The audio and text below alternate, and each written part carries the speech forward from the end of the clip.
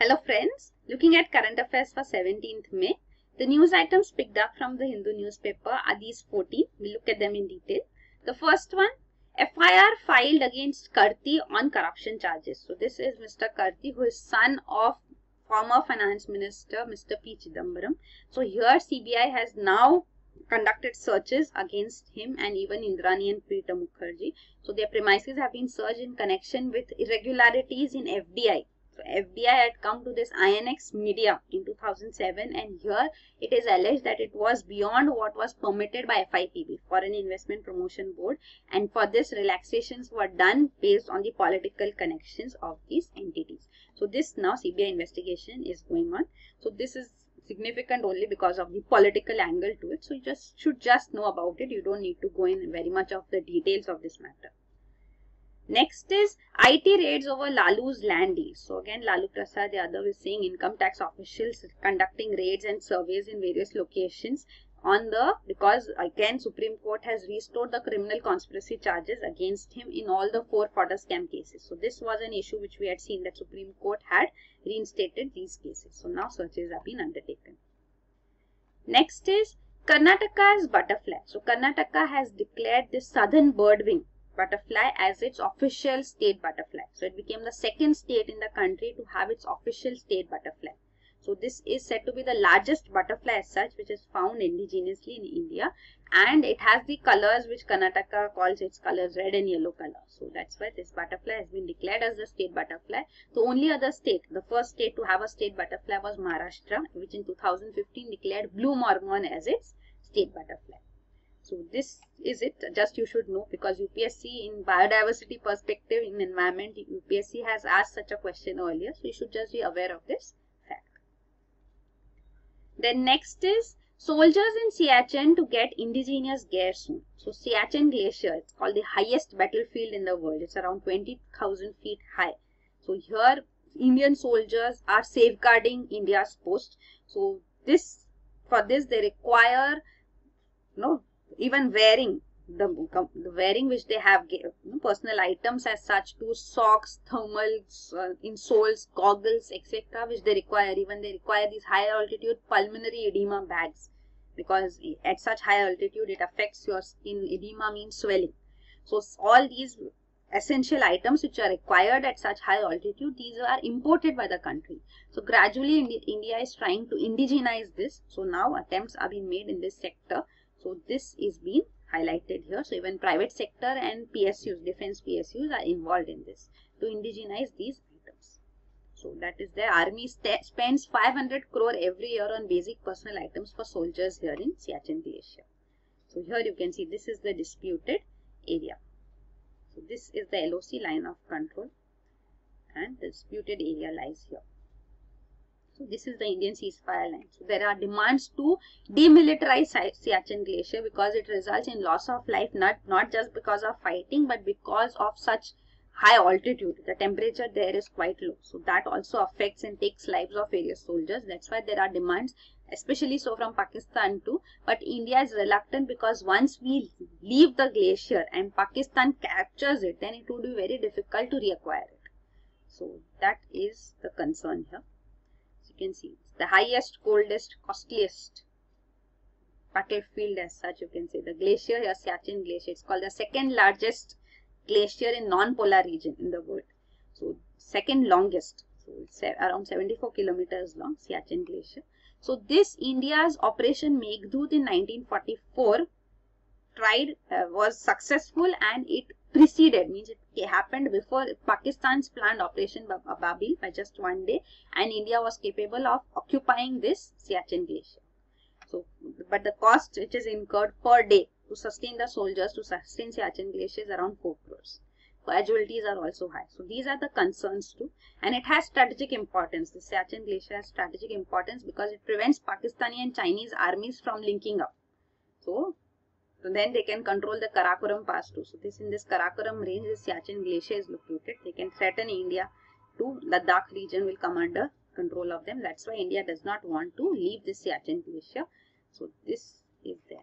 So what India wants is Pakistan should first agree to the 3 prerequisites, that authentication should take place of India's authority over Siachen Glacier, delineation boundaries should take place, demarcation of respective troop positions on the Saltoro Ridge should take place. Only then India would withdraw. But that still there is a concern. Even if Pakistan agrees and then backtracks, then still India has concern. So there is no faith in the other party. So those are the problems here. The issue is of lack of trust, mistrust. Then next is Palestine, Israel must coexist. Modi. So Palestinian President Mahmoud Abbas is on a visit to India, and Prime Minister Narendra Modi stated that India wants Palestine and Israel to coexist peacefully. So that is what has been India's stand, and it has been reiterated. But Palestinian President Mahmoud Abbas also emphasized that the boundaries which should be finalized would be those which existed before the Six-Day War of 1967. So in the Six-Day War of 1967, Israel occupied various regions. So you can see this was the war from June 5 to June 10. So here, this was Israel earlier. In yellow region, you can see is Israel territory before the Six-Day War. And after Six-Day War, what has been acquired by Israel is what presently we call Palestine, the Gaza Strip and West Bank. So West Bank, this region was earlier under the control of Jordan. So this has been acquired by Israel. So that these two are what we want as Palestinian country, a separate country to be established, and even East Jerusalem was part of West Bank under the Jordan control. So that has also been acquired. So what Palestine wants is that East Jerusalem should be the capital of Palestine. So, but now it is now no longer under their control after the 1967 war.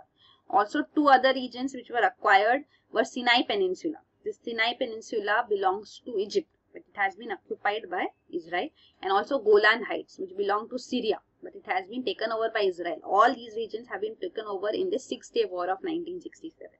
So the Six-Day War was a war between Israel and these three nations, Egypt, Jordan and Syria. So this is what has been demanded, that pre-1967 boundaries should be adhered to. Then next is safeguard rights of online users. So this is regarding the case before the Supreme Court. A 5-judge constitutional bench is looking into the matter.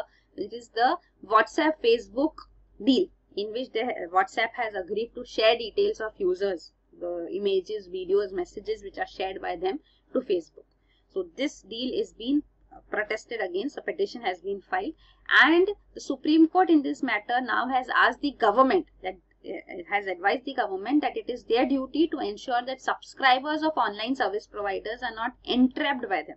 So these are free services being provided. So in such a case, then citizens should not feel that they are trapped in it. So since they are using this free service, they have to share their details and their personal information. So this is the question which has been raised, and the government in response has said that it is building a regulatory regime which will have a binding, which will be of a binding nature to protect user data. So we'll see what comes forth too. WhatsApp has argued that we are bringing in digitization in the country, so that should be beneficial. WhatsApp also provides end-to-end encryption, so it cannot be leaked as such too. So these are the arguments which WhatsApp is putting forth, but the issue is of privacy, that why WhatsApp should share it with anybody. So unofficially, okay, if there's end-to-end encryption, it's difficult to tap in, but then since WhatsApp willingly decides to share it with any entity, then what is the safeguard in that matter? So that is the question. Then next is Sharif government under fire over China project plan. So this is regarding China-Pakistan economic corridor. So this project which China is building, which will connect Gwadar port to Xinjiang region of China, this is not being protested against just by India but also within Pakistan. So here now what has come forth is the Dawn newspaper of Pakistan. It has disclosed the master plan. So what is the plan of this Beijing funded project? That has come forth, and that shows that there will be a huge amount of exclusive access which would be given to Chinese on a priority basis in the next 15 years. So this is what the master plan is all about. So China would also be provided acres of agricultural land which will be leased out to them. They would be provided irrigation facilities even for textile, garment, cement, various sectors, including infrastructure. There will be even SEZ established, industrial parks established. So all these provisions would be made for China. So all this has come forth. The Pakistani government has argued that this was just a draft as such which was prepared. This is not final, but what Dawn is in the Dawn newspaper, DAWN. So this Dawn newspaper is insisting that Pakistan government should be more open and transparent about the dealings which it have with China on this China-Pakistan economic corridor. So these, concerns are also being raised here. So this is there. Also one more concern is about debt burden. So Pakistan should not take up a burden of debt which it will not be able to oblige. So if there is a debt, because this will be investment done by China, so whatever investments are done, it would be a loan. So you will have to repay the loan. So there should be potential. The Pakistan government should have the capability to repay as well. So it should not fall in a debt trap. So that is also been highlighted. Then next is foreign food retailers can sell non-food too. So multi-brand retail has seen foreign direct investment coming in. So FDI in multi-brand retail has been allowed, but then it is in the food sector. So this now center is planning that for food sector, even multi-brand retailers would be allowed to sell non-food entities too. So India has 100% FDI in multi-brand food retail. So food retail, food processing sector is open since 2016. Now the government has said this is also beneficial because we see that Kirana stores are selling all goods, food items as well as non-food items. So why the FDIs, these multi-brand retailers which are coming in, why they should not be allowed? So this is what the government is trying to do, bring in a level playing field. Also they argue that this will be beneficial for the consumers too, because when they go out to buy food items, they would want to buy non-food items too, like shampoo, soap, toothbrush, etc. So such commodities also can be brought together. It will benefit the consumers as well. These are the arguments given. So we'll see what happens on this matter, because this is a statement just been given. Steps have not been taken. This is the intention put forth out now. So we'll see if there are protests, what further developments take place in this. Food processing is good because in India food processing is quite low.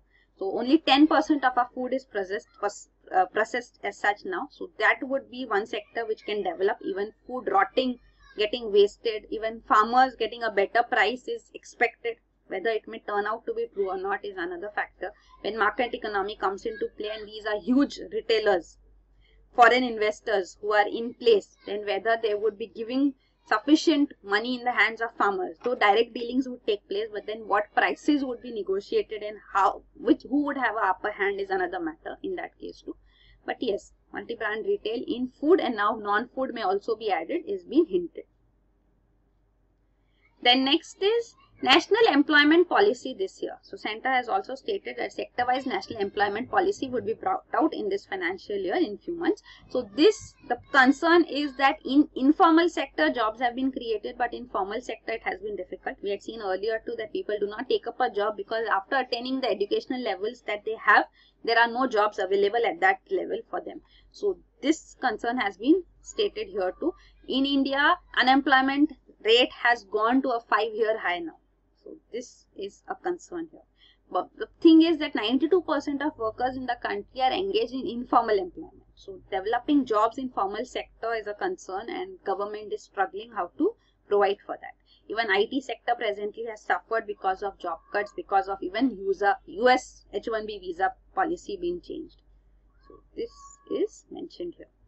So you can see job creation, how it has happened over the years and how it has declined now. Then the next news item is a chip to help treat Alzheimer's.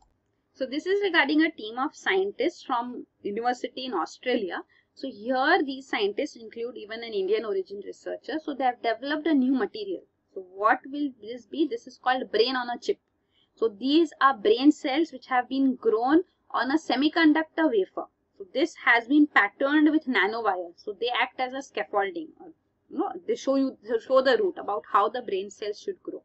So this new brain on a chip actually can be implanted too. So these can be implanted for brain recovery. So there are damages which happen to the brain cells in accidents, strokes, even in degenerative neurological disorders like Alzheimer's, Parkinson's. So these implants can be beneficial in such cases. So this development is taking place. So this is regarding that.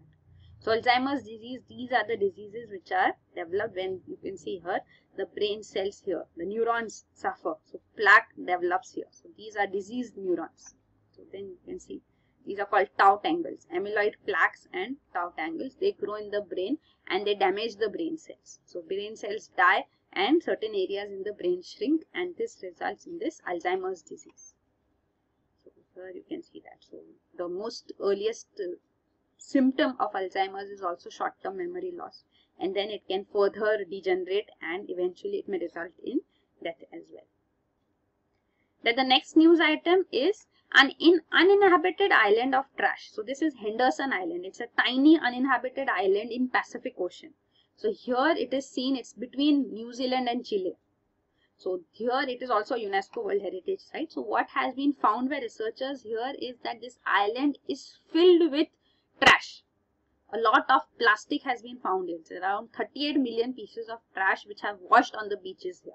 So why has this happened is because this island is at the edge of a vortex of ocean currents. Ocean currents in the South Pacific gyre is such that they capture and hold the floating trash. So because of this, it is dumped on this beach and it has accumulated here. So it's said to have the highest density of trash recorded anywhere in the world as such, coming up here. So this is the island here, Henderson Island. So here is New Zealand, it's South Pacific Ocean, and this is the South American country, Chile. And this is the trash found here. A lot of it is even dumped underground too, because it means it has gone a little deeper too, because it has accumulated over the years. The next is new software can edit human voice like a text. So this is a new software called Voco which has been developed. So this provides an easy way to edit voice also. Means you can type a word and that word will be put in place of another word which has been mentioned in the voice. So you can edit voice too. So it will use that same voice to generate that word and have the voice edited. So it would be as simple as editing even the text, word text as we edit it. Even voice can be edited with this software. So this has been developed by researchers at Princeton University in US. So this is there. The next is Mars rovers to study valley's origin. So this is regarding opportunity. So this is a rover which moves on the surface of a planet. So here it's on Mars, opportunity which is on Mars. This is the NASA lander. So this is now under its extended mission actually. So it has reached this Perseverance Island. So here it will be understanding, it has sending images, high resolution images which have been captured on its camera are being sent to the NASA center, and this is showing details about this Perseverance Valley, which is an ancient fluid-carved valley in this region. So details are being seen. So you should know about rovers. Rovers means you have a satellite. So a probe can be sent. So it can be an orbiter. Like on Mars, even Mangalyaan was sent by India. So Mangalyaan was only a orbiter. It was an orbiter. It's called MOM, Mars Orbiter Mission. So Mangalyaan 1 as such was only an orbiter. But NASA, European Space Agency, and even Soviet. So these are the 4 nations, apart from 3 other nations apart from India, the 4 nations which have reached Mars. But India has not landed a rover yet. So other 3 nations have. So here NASA has these rovers, Spirit, Opportunity and Curiosity. So Spirit actually communication has been lost with it now. So NASA had launched it in 2003 and it successfully landed on Mars in 2004. So it had a 6 years of extended mission after its original mission time also ended. But then after that, this rover's wheels got trapped in sand on Mars and NASA was unable to free it, and eventually even communication was lost with it. Then Opportunity is another Mars rover from NASA. So this is Mars Exploration Rover B. Spirit was called MERA. So this was launched in NASA same in 2003, landed in 2004, and it is still operational as of May 2017. So that is what we discussed right now. So this was regarding Opportunity rover of NASA on Mars. And the third one, Curiosity. This is also a Mars rover launched by NASA. This is the latest one, launched in 2011. It landed in 2012 on Mars surface and it is also still operational. So here Opportunity and Curiosity are also shown. So Opportunity has solar panels to supply power, and Curiosity, the latest one launched in 2011, it has nuclear power source here. So it's much larger too. You can see even the weight, it's only 384 pounds. This is around 1,900 pounds of rover here. Then Mars Express of European Space Agency also has landed a rover on Mars. And the last news item is yellow-eyed penguins could be wiped out in 25 years. So this is yellow-eyed penguin which is found in New Zealand. So this may go extinct in the next 25 years because of rising ocean temperatures and climate change. So there is an urgent need for conservation of this species. So that is it. Thank you.